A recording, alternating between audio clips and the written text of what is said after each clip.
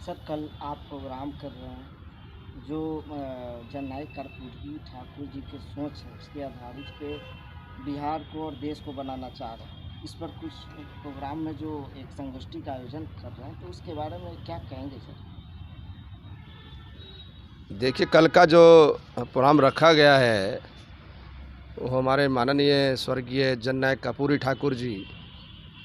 का एक अधूरा सोच, जो उनका अधूरा सपना जो रह गया था, हम उस सोच पर आधारित ये प्रोग्राम हम लोग कर रहे हैं। और उस सोच को आगे बढ़ाते हुए जो दलित और अति पिछड़ों पे जो उनका शोषण किया जा रहा है राजनीतिक स्तर पर, उस सोच को हम लोग आगे बढ़ाते हुए अति पिछड़ा का जो लीडरशिप का अभाव है बिहार प्रदेश के अंदर, उस कमी को हर अति पिछड़ा महसूस कर रहा है और अति पिछड़ा अपने आप को ठगा सा महसूस कर रहा है। माननीय कर्पूरी ठाकुर जी के बाद हमें कोई विकल्प हमें नहीं मिला, अति पिछड़ा कोई नेता हमें नहीं मिला, कोई लीडर हमें नहीं मिला। तो हमारा भी फर्ज बनता है कि बड़े बुजुर्गों की मान सम्मान में कोई कमी ना हो और उनकी जो सोच, अधूरी जो सोच है, उसको हम लोग आगे बढ़ाते हुए कल का हम लोगों ने ये प्रोग्राम रखा है। अति पिछड़ा को और दलित को एकजुट करने में हम लोग दिन रात एक किए हुए हैं। सभी से हम लोगों ने आह्वान किया है, 125 जातियों से हमने आह्वान किया है कि आइए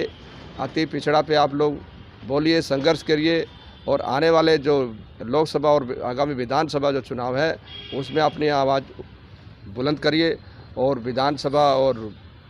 लोकसभा में अपना कब्जा कीजिए। सर जैसे कि आप बोल रहे हैं कि अति पिछड़ा जो है ठगा महसूस कर रहा है और नरेंद्र मोदी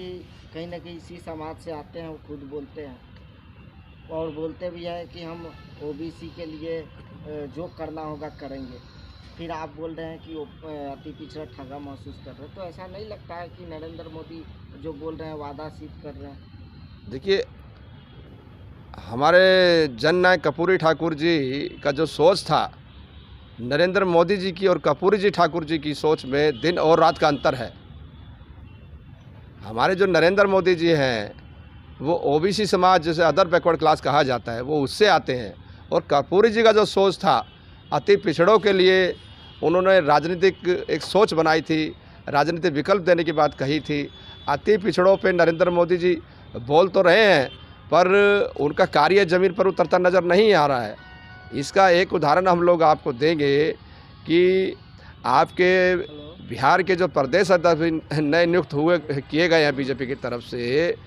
उनका नाम है सम्राट चौधरी। तो सम्राट चौधरी में और अति पिछड़ा में क्या फ़र्क नज़र आता है, तो आप ही हमें बता दीजिए। लगातार सर बिहार सरकार ये भी मांग कर रही है कि जो कर्पूरी ठाकुर जी जो है उनके नाम पर जो है भारत रत्न का पुरस्कार दिया जाए, भारत रत्न दिया जाए। नहीं, तो इस पर जो है आप क्या कुछ कहेंगे सर कि कर्पूरी ठाकुर नहीं, भारत रत्न एक अलग चीज़ है और अति पिछड़ा पे राजनीतिक तौर पर उनको मजबूत किया जाना, उनकी सत्ता में भागीदारी, वो अलग चीज़ है। माननीय कर्पूरी ठाकुर जी का जो अपना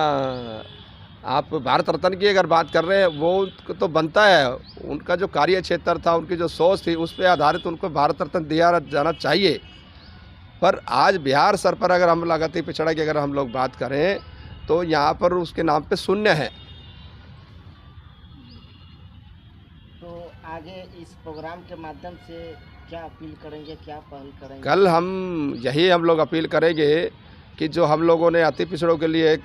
संघर्ष का आह्वान किया है, हम सभी पार्टियों से अनुरोध करेंगे, हम किसी पार्टी का विरोध नहीं करेंगे कि भाई जो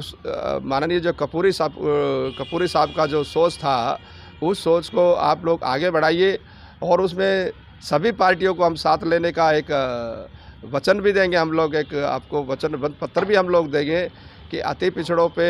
आप ध्यान लगाइए, उनका ध्यान आकर्षित करिए और उस ध्यान को आकर्षित करके आने वाले लोकसभा में उस सोच को तब्दील करिए,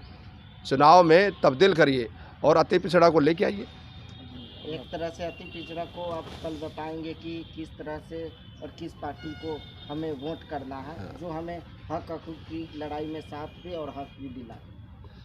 अति पिछड़ा, देखो, अति पिछड़ा का सपना तभी साकार होगा, कर्पूरी जी का सपना तभी साकार होगा जब अति पिछड़ों का राज होगा और कर्पूरी जी का सपना साकार होगा। हमसे जुड़े रहने के लिए हमारे YouTube चैनल को सब्सक्राइब करें और नई वीडियो की नोटिफिकेशन